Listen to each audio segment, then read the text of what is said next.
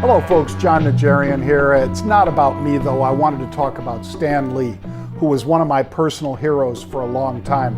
Believe it or not, when I first saw comic books back when I was just a tyke, I used to go and basically I'd paint on the wall of our basement 6 and 7 foot versions of Iron Man and Captain America. It was so cool, and I hope I still have some pictures of some of those, but it was just a riot. I'd hold the comic book in one hand and I'd do the painting in the other, and my mom and dad let me do it. And I was just a big fan of Marvel and not a fan of DC.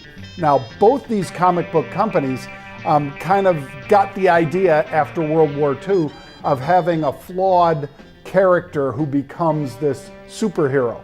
In other words, they weren't perfect. They all weren't Superman, which Superman was.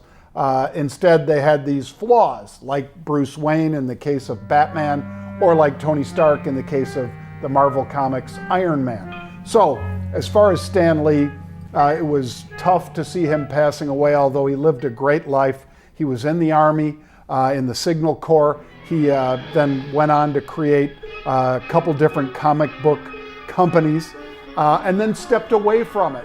And it really was after he stepped away that, unfortunately for Stan, that Marvel really exploded to the upside. For instance, folks, he had an emeritus payment due to him every year of $1 million a year. $1 million a year! Meanwhile, this is the guy that's creating Spider-Man, Hulk, all of the big hits that were part of the Marvel Universe. In fact, other than the TV show Hulk, what we saw, the Incredible Hulk, of course, with Bruce Bixby, I think was the actor.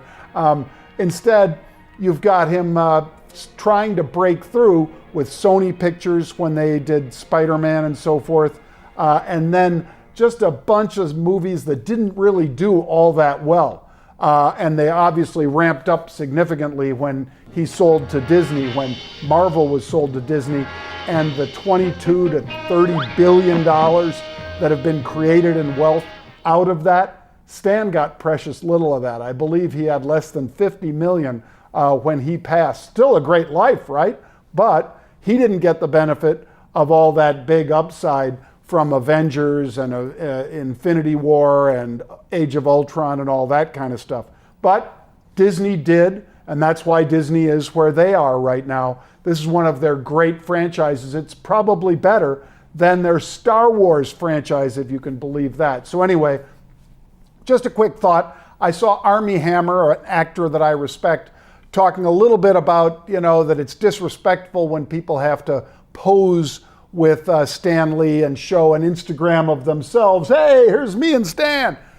I don't think that's disrespectful at all, Armie, in all respect to you. I think it's just kind of it shows you how the high esteem that they held him in, that they were honored to be with him, because Stan is famous for creating these characters, but to have him posing with Liam Hemsworth or with Chris Evans or any of these big actors, Tony Stark, of course, Robert Downey Jr., when you've got that and these guys proud that they posed with him, I don't think you do him any disrespect. So anyway, those are just some of my thoughts on Tony Stark, on the Marvel characters, and of course, on the guy that's really one of the big creators. Not the only.